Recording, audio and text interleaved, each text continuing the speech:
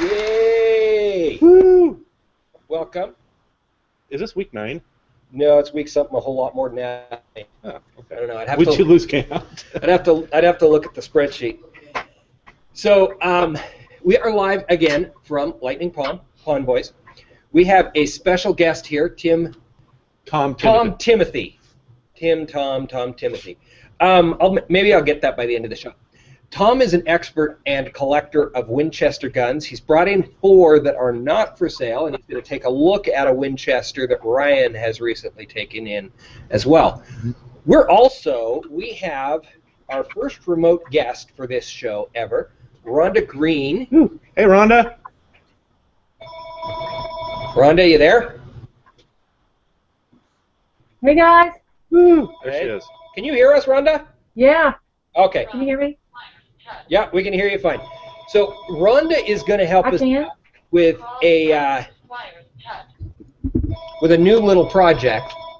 We're going to start pawning or taking things in on pawn and giving valuations of things right here during the show. Yes. So Rhonda's hopefully got something that she's interested in finding out what the value is of that item.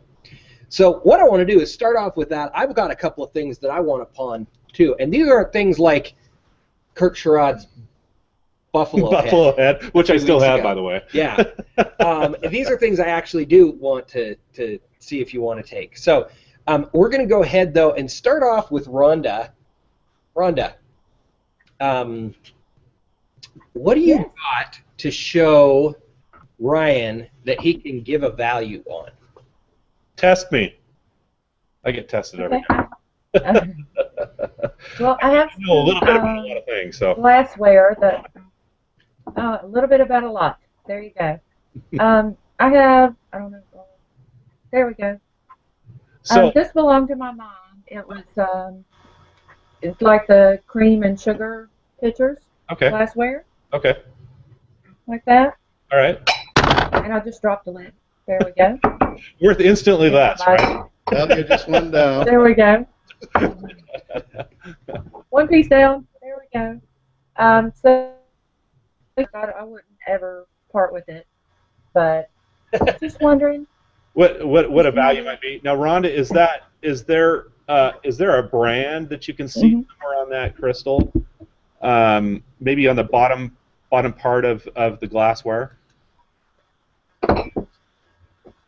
I don't see one. Okay. Do you know? Nothing. Can you tell me maybe a brief history about it? It's been obviously been in the family for a little bit. Was it something your mom got at some point, or for a gift, or? I'm not sure where she got it from, but I do know that she had it. I mean, it's been with us since I was born. So right. It's definitely. So it's about 50. I'm going to tell my age. It's before 73. Did you hear that? It's before 73, guys. All right. So, and it obviously means a lot to you, right? Something that you have. It does. That you want to keep. Obviously, it looks more on the vintage side, and vintage vintage things are obviously in right now. People like to put them around in their house, and they're great for decoration and so forth. With it not being branded, what I mean by that, if it's not made by a company like Swarovski or Waterford or any of those higher-end crystal companies, that type of branding adds value to an item like that. I know Tiffany and Company put out some glassware like that has quite a bit of worth to it. But based on just looks alone, I might put something in my store for sale like that for probably $40 to $50 for the pair, and hopefully somebody would see it and appreciate it and buy it. That's something that in my store here, that's something that you see quite a bit of. I like to take the things that are, I don't know, people like to look at. It's not just the normal things you see in pawn shops like DVDs and electronics and guns, although I do like, I like guns as well. But I like taking kind of the weird and the unusual and the things that people really come into pawn shops to see. Now, when people come into my pawn shop, they always comment that that your pawn shop's unlike any other pawn shop because you do have these things in your store. So I would say I would be more apt to take an item like that than most people that you would bring that into, just because I like the kind of the abnormal and the weird and that type of stuff. I see value in that type of thing. So I would say $40 to $50. I would probably put that out for you. You might expect somebody to pay you maybe half of that, and I know that you're not looking to sell it, and especially for that amount, right? Or you can send it out to us. That's fine. I'll send you a check. No, it's priceless. I'll be keeping it. But it's just fun to find out what it was worth. It's very very neat looking stuff, and I'm glad you got stuff. I mean, I think it's cool that people have that type of stuff that they hold on to, and cherish. That's great stuff. So, thanks, Rhonda. I appreciate you bringing that on. Okay, Ryan, I'm noticing. Thank you. We've got 3 customers in here right now. Uh-huh. It's getting pretty crazy around here. So I'm going to let you go do pawn stuff for a little while, and I'm going to talk to Tom about guns. Okay. All right. So that you can take it away. Job. Join us back if you can. We'd love to have you back. All right. So Tom, how did you get into, first of all, your interest in antique guns? And is it all antique guns, or are you Winchester only? No, I like all guns.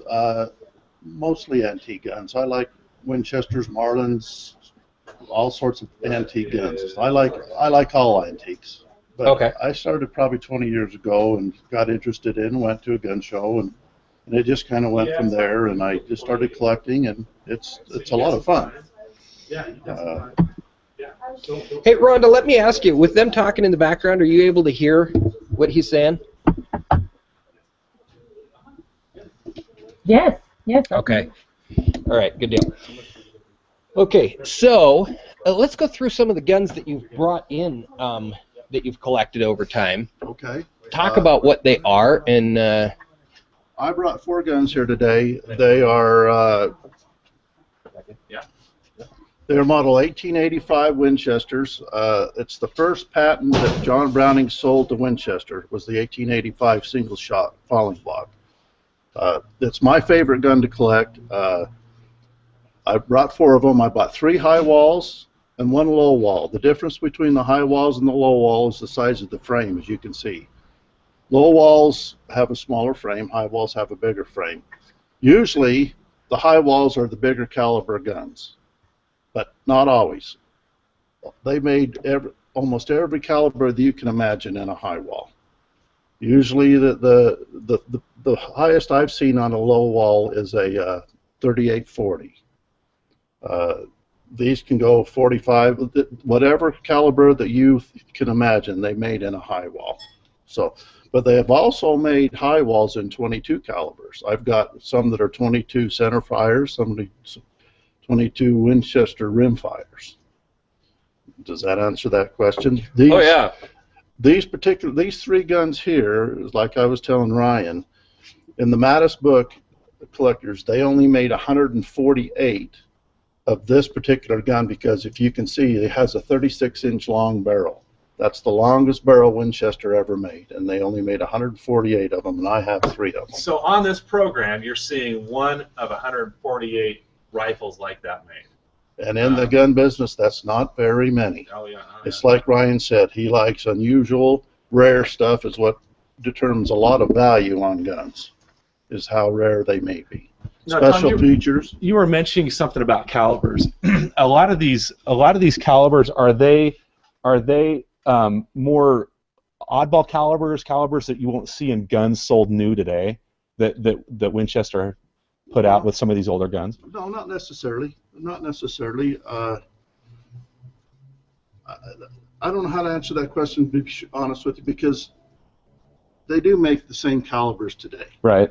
But, for example, here's the answer to that one, yes. This particular gun right here, it is a 2520 single shot caliber. Now, you have 2520 caliber guns, and they're 2520, but this is a 2520 single shot, so the bullet actually is different from a 2520. Is that making sense? Yeah, what I'm yeah, trying for to sure. tell you?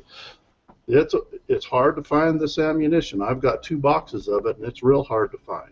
Now, do you fire any of these guns? I fired well, I haven't shot this one yet because the boxes that I've got for this are collectible. They're unopened. Right. And the worst thing you can do with an antique ammo that's sealed is open it up. Right.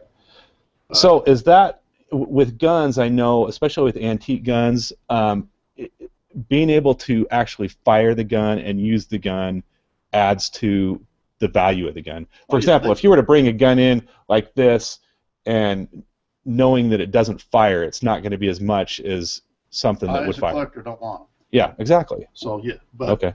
That helps a lot in the value. They have to function right.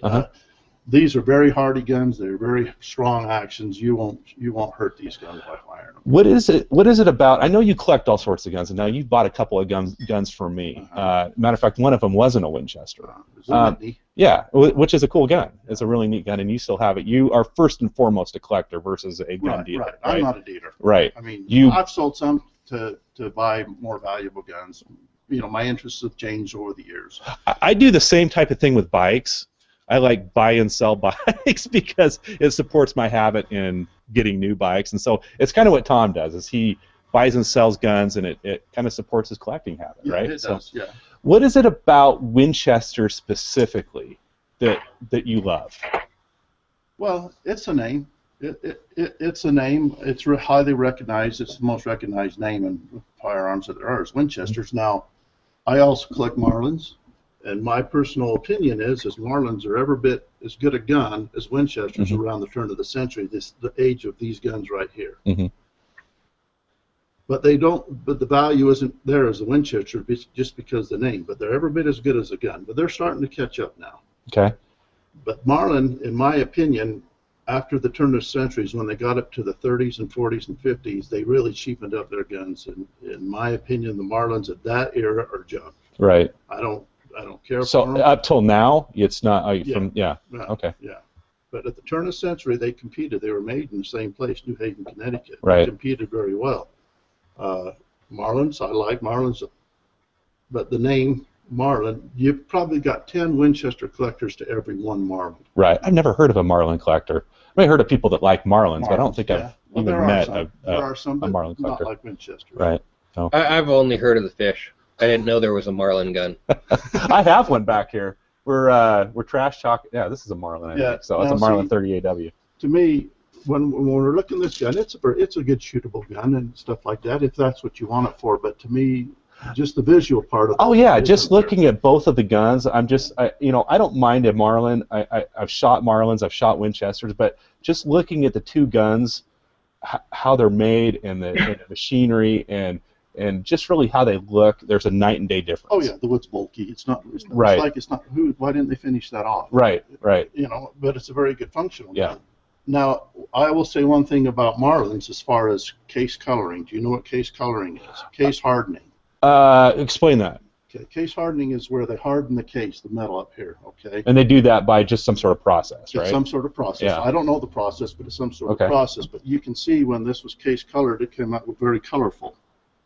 Okay. Well, that's beautiful. Now we get that closer in. We got to get this closer, especially for you. I mean, okay, I got to explain. Rhonda is a steampunk artist. Okay, so if you don't know what do you know what a steampunk artist is, Tom? I have no idea. Okay, a steampunk artist takes turn of the century things and makes them kind of fancy and new. So she does jewelry and things. So things like this, if this gun was not working and had no more value, this would drive her completely nuts. Can you see the coloring there, Rhonda? I would completely take it apart, Dennis. Is that amazing, patina? Or Rhonda, what? don't take this gun.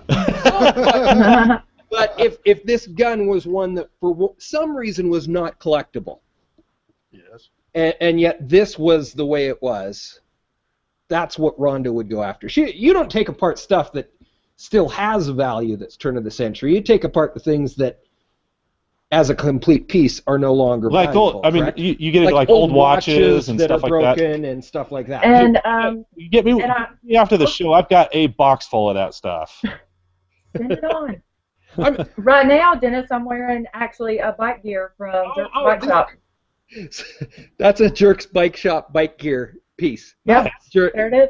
Kirk sent. So Kirk actually introduced Ryan and I.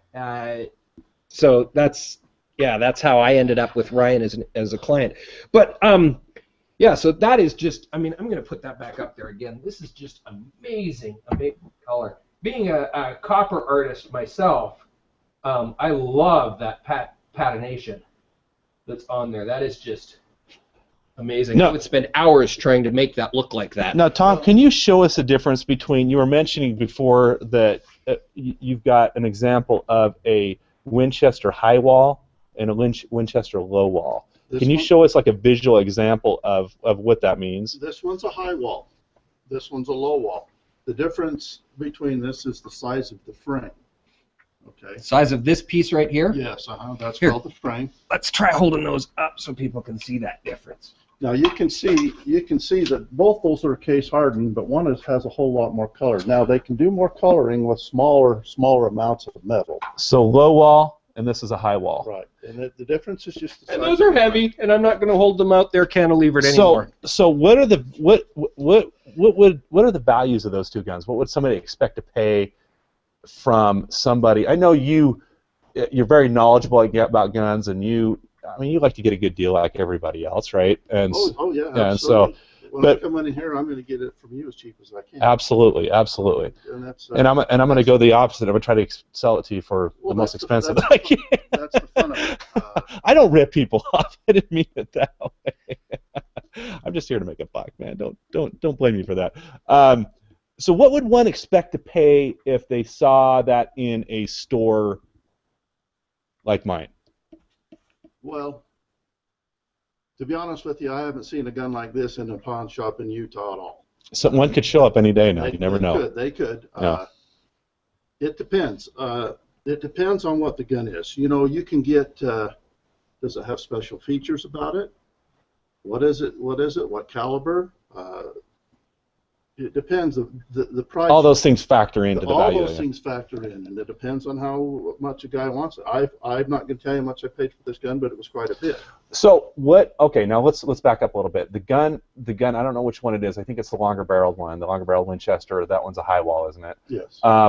You said that's one of how many? They only made 148 high walls with 36-inch barrels. I have 3 of them. What is a gun like that value? You have 3 of the 148. Right. In the Mattis book. Well, Ryan, I'm trying to answer. He is a true collector. I mean, that's what I'm trying to explain right here on you. Pawn Boys, baby. This gun's worth more than the other two because of the special features. It's got the veneer tang sight. Right. Now those alone, they can go anywhere from $600 to $1,000. Just that piece alone. Just the sight alone. Right. Okay. Can I hold that up so the camera can see that sight up?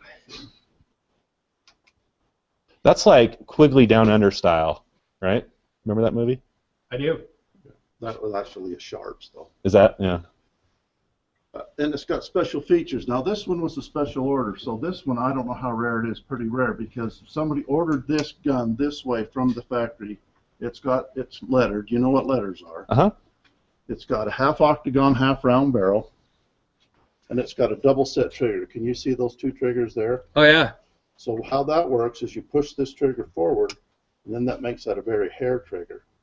So in order to fire that gun, you barely have to touch that, and it shoots off. Right. Let me hold that up too, so they can see that double trigger. That's pretty cool stuff. So what would you value a gun like that at? If I was to sell it, which you're not. They're not for sale, right? I'm not going to sell it. Yeah. I wouldn't take less than $6,500 for this gun. Okay. And what about the other 2? That's the most valuable of the 3, correct? Yes, at this point, because of the special features. This is a 3240 caliber, which was a Target cartridge. Let's see, that's why it's got that globe sight on front. It's probably $150 alone. Wow. So, is that a lot of money for this gun? Yes. Just depends, Well, it's not they're not doing these guns any justice. When you're looking at them like through the camera, they're beautiful guns to look at. I mean, in live, they're seeing them over the camera is not doing them any justice. They're just like a piece of art. Really, really nice stuff. Now you collect other guns, right? Oh, yeah, So you I collect have a old lot of Marlins them, and yeah. old Winchesters, and you bought that gun from me. That Yeah. what was that gun The again? Whitney Kennedy, Okay. What caliber was that again? I can't remember. 4440. Oh, okay. And you still have that gun? Uh-huh. Yeah. So that's it, kind of in your arsenal still. Yeah. This one's a 3855. This one's a 3240. Value-wise, it's hard. It's hard to come up with a value. You just have to know. They've got the blue book on gun values, and it's a guide, and you can go to it, but it's just a guide. Right. I know one thing, in Utah, guns are a lot cheaper than they are in other states. Well, yeah. I mean, You that's get a ton. You know, these. we're a little behind the times here in Utah or something, right? Well, No. Yeah, absolutely. Yeah. Now I bought a No, gun. just, Go ahead. Go ahead. I have a question, because you said this is based on a Browning patent. And being a Utah guy, I know that, Browning's a Utah company and a Utah person. And so is there any increased value, do you think, in Utah for collectible guns that tie back to Utah history like that? That's an absolute great question, and the answer to that is yes. When Browning sold the patent to Winchester, they went out and they started making high walls. Now, they also had a retail store in Ogden.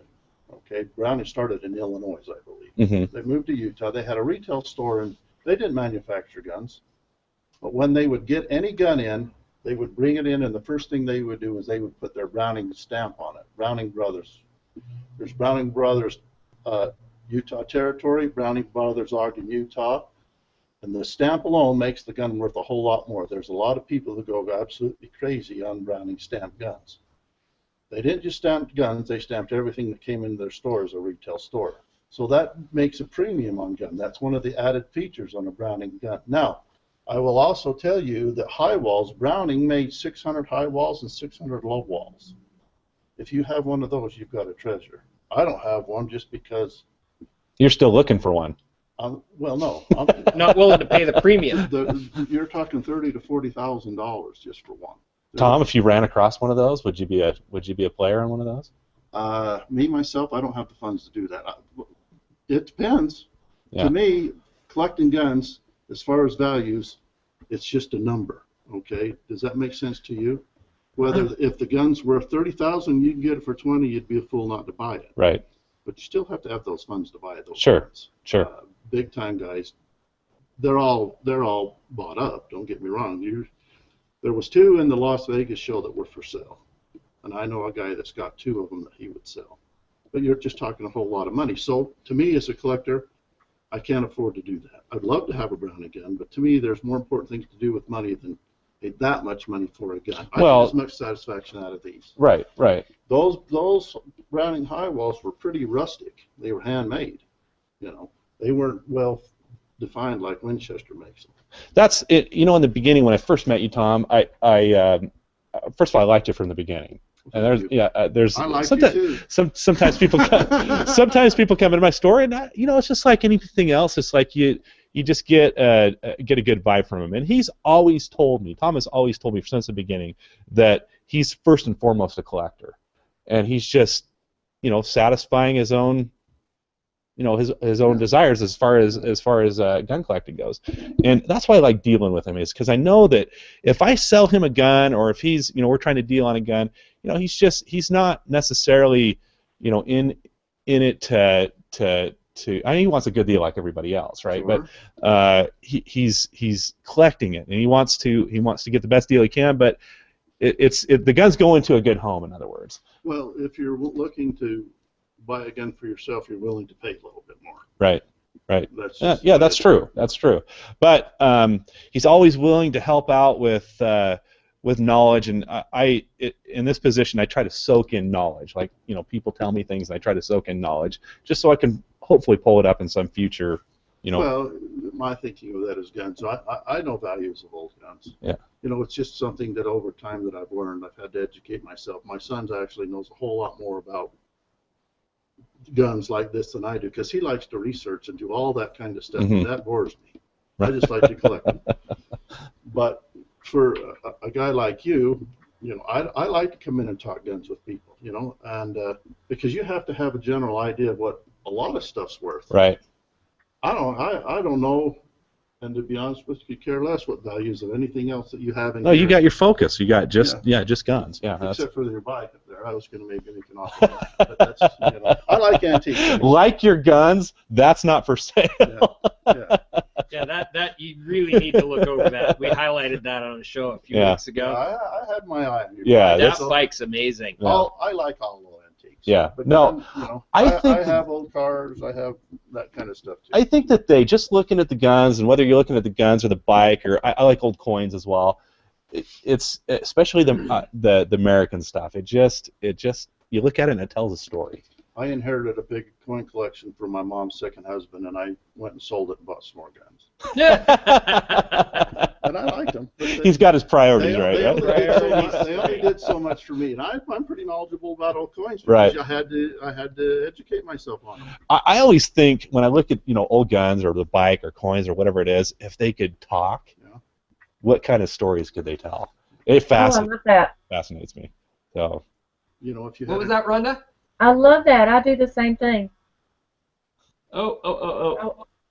I always wonder where something came from and who's touched it. And oh yeah, that's exactly right. That's exactly right. Who's I love that. Yay. Yeah. See, you got the bug just like we do. I mean, it's maybe. Oh yeah. With the only difference is I tear mine up and turn it into something else.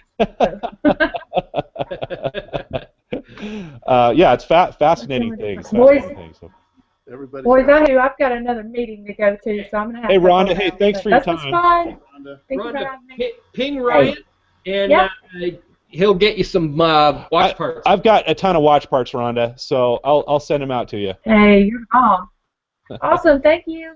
Thanks, Rhonda. Have fun, guys. Okay. Bye-bye. Thanks for joining us. All right. Did you have any other questions for him? Well, you had that one gun. He looked at it before the show while I was setting up equipment. But this is a gun. Let's have him review that on camera. This is a gun that I purchased last week, and it also is a Winchester, although it's not in the same caliber as far as value that these are. Of course, it's not the same caliber. It's a shotgun. This is a Tom. Tell us a little bit about that. It's a Winchester 1897, right? 1897 pump Winchester shotgun with a hammer. Desirable to cowboy shooters. What is a cowboy shooter? It's just a shooting group that they go out there and they shoot. They have competitions and stuff like that. And I was talking to Ryan about this gun. They made a lot of these. He told me it was a riot gun. It's not a riot gun. And what it is, it's an 1897 pump shotgun that somebody has cut out for shooting purposes. There's a market for this. There's a good market for this. This is what the cowboy shooters are looking for. A lot of times they'll buy one with a regular length barrel and they'll cut them off so it shoots faster, and because they're getting, it's a competition shooting is what it is. Gotcha. So a cowboy shooter is going to come in and buy this gun from Ryan. To me, if it wasn't cut and in a little better shape, Ryan, that's okay. I would be interested in it. I just buy them. Yeah.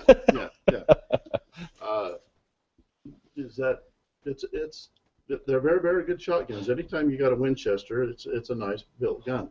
What about what era does that come from? I mean, I know you could tell exactly if you looked at the serial numbers and such, but 40s. 1940s. Yeah, I mean, it tells a story as well. I mean, neat gun, not quite as neat as what he's brought in, but the patent is 1897, so you could have it from anywhere in between there and now. Okay. All right. Yeah. So. Yeah. But this one is for sale, by the way. Unlike the other ones, this one is for sale. So if you if you're a cowboy shooter, come buy it. Well, you can buy it if you're not a cowboy shooter, but I'll sell it to anybody. Won't sell his bike. No. So, just for search purposes, I'm going to say cowboy shooter one more time because I'm sure that keyword didn't come up enough in our show so far. Cowboy shooter. Cowboy shooter. There you go. Hey, Tom, I appreciate you coming in and joining us. It was great for you to bring these guns down. They're a piece of American history. Of all the guns I own, this is my favorite one. That's the favorite one. I like that low wall. The patina is what gets me on that one. Well, did I call it the right thing? Patina is the aging process. I know. It's case hardened. Okay. Color case hardened. So it came from the factory looking that way. Yeah. Case hardened. Yeah. there's people that redo it, but you know, you can kind of always tell. Right. I don't buy reblued guns or redone guns at all. Original is how it has Oh to be. yeah. Yep. But I will say one thing about Marlins. If you, and I've got some, if you find a Marlin with case coloring, whatever Marlin did as far as, this is a Winchester case coloring.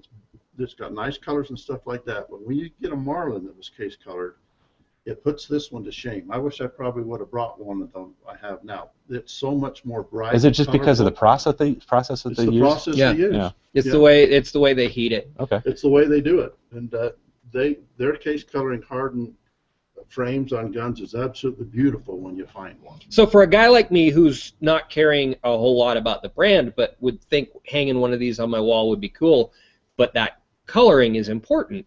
You were saying the Marlins are going to be less money anyway. Less money anyway. So for a guy who but it depends. likes the beauty of the gun, I probably should be looking for a Marlin Yeah. if I wanted to hang something on Well, my the wall. case coloring on Marlins was more brilliant than it was on Winchesters, because I have them, Cool. you know.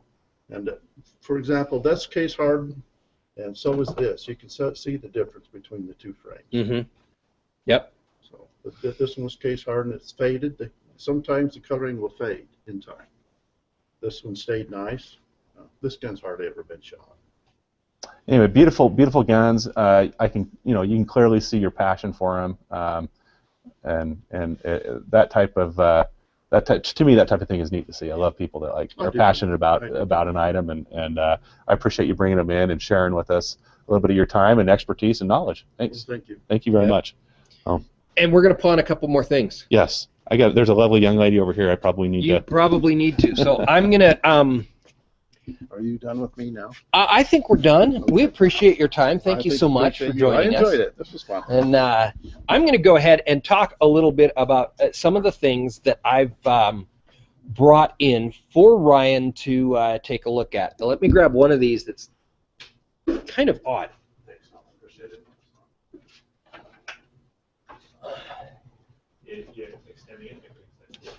Okay, here we go. Heat cable.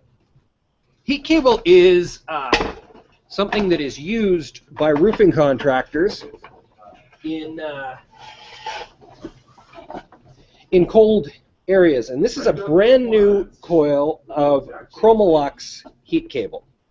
So this stuff would be about $5 a linear foot. There's nearly 1,000 feet of this stuff here, and I'm hoping to ask Ryan what he will give me for this. I think in a second here I'm going to be asked to actually hand some guns over the counter. You want me to get those guns to you? Yeah. All right, one more time. Grabbing these. These things are heavy. Yep, they are. I wouldn't want to be packing around here. No, not at all. Those are not guns you want to be packing anywhere. I'm a Schwinn Varsity.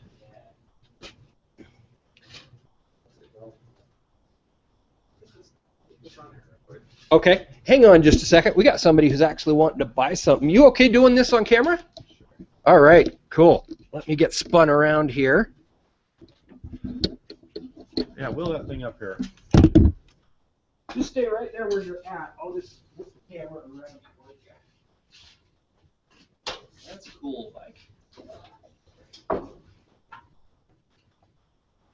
What's your name? I'm Mason. Mason. Right. Do the honors. I am. Sweet. Okay, let's drop that down just a little bit. Hey, Ryan, say something. All right. We live? We're live. Okay. So Mason just asked me, this is totally impromptu stuff, and this is what I love about this show is because we kind of sometimes work from the hip and kind of work with what we have. Anyway, Mason just asked me what I'm asking for this bike. Do you mind, Mason, what caught your eye about this bike? Well, I've decided I want to start looking for old classic bikes to restore and then flip. Okay. So what is it that you like about old bikes that fascinates you? Just they're not very popular. You don't see people riding them, and they're in people's garages. Absolutely, absolutely. You could find treasures out there sometime. This is a. Do you know about this bike at all? I just looked it up. It's a 1977 Schwinn Varsity. Okay. That's about what I know about it. So this bike,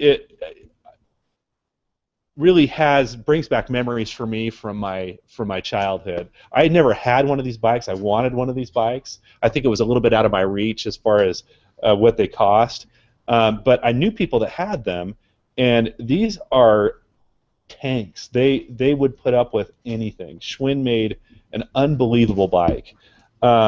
This one happens to be in really good condition, and it is all original. I think probably even down to the tape on the handlebars. Yeah. And it looks to be in really good condition. Now, the answer to your question, Mason, is I've got this bike on sale for $150. I would probably let you have it. I love. How old are you? I just turned 18. 18. So I love seeing people passionate about, especially, I'm a bike guy myself. Yeah. I love bikes. So I love people being passionate about this type of stuff and collect, especially at a young age like you. I would sell you this bike for $125. It's all original. It's in good condition. I think that you take it home and give it a little TLC. I mean, it even has the reflectors still on it, and those are original as well. You take it home and give it a little TLC. I think you've got some room in it. I've seen these things go for as much as $250 if you get it in front of the right person, and that's probably the key on that one. Yeah. So $125, and you could be the proud owner of a what'd you say it was a 1977 Schwinn Varsity. So should we get a close up of this, Dennis? I can't move the camera. That's fine. That's fine. Too well. Yeah. Here, I'll come on and be your close up. Let me take that bike here. I'll tell you how much of a tank it is too. Oh yeah, you're not going to want to jump this thing. Yeah, it is very, very neat bike. And the good thing about these bikes too is you can get into them fairly, if you're a collector, is you can get into them still pretty reasonable. I think there's going to come a point where they're going to get quite a bit more expensive, especially in this type of condition. But neat stuff. Hey Mason, I appreciate you joining us, and we'll. I mean, if you want it, that's fine, and if not, then I've got other cool old bikes too. Did you see my old? Pretty bike. That one's not for sale. There's the gold one back there as well. Yeah. All right. We gonna be able to pawn this other stuff? We running a little overtime. Let's see. Boring people with that yet? We got about 10 minutes. Let's run this stuff real quick. Okay. Yeah. How much you want for your Brit? I'm selling it for. I don't know if you're gonna want to pay what I want. I'm selling it for 10 cents a round. So what is that? $50 a box. Ryan, can you drop the camera down on the front side a little gotcha. bit there? Oh, we're good. We're good. Okay. Come back here. Let's run through the things that I've got real quick.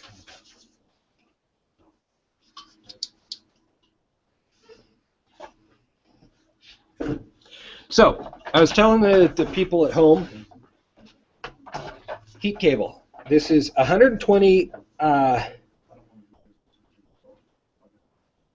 volt, self-regulating heat cable. Well, it wholesales to a roofing contractor between $4 and $5. So when you hook this stuff up, does this whole housing warms up? The whole thing warms up. Oh, okay. Yeah. You connect it, and it's cut to length cable, real commercial grade stuff. So this roll would have cost me about $4,500. Is what I would have paid for it back when I was a roofing contractor. How much of it is used? I took about 15 feet off of it. Okay, so most of it is still there. Yeah, most of it's still there. It actually has the footage on it. I have to look that up. But so, would you take something like this? Well, my motto is that I'll look at anything once and do research on it and see if it has value to me. Now, I have never. I always say in this business, if you stay in this business long enough, you're going to see everything at least one time, right? So this is my first time that somebody's brought something like this in. I don't know a lot about it, so I would probably go to the computer to see if I could find an example of some that has sold and for how much. Why don't we come back next week? Okay. You do your research, and we'll talk about this heat cable. Yeah, I'd love week. to. I'd love to. Okay. The motto of the story is don't be afraid to bring anything in, because I will look at it at least once and try to find value in it. So. Boy, that would have been loud. I just dropped that on top of the. So this is an Epson projector. This looks like a pretty nice nice projector. It's a nice one. I don't know what the heck this thing is though. It's sitting inside the bag. I don't think it actually belongs to it. Yeah, this is a nice one. It's adjustable. It does that auto.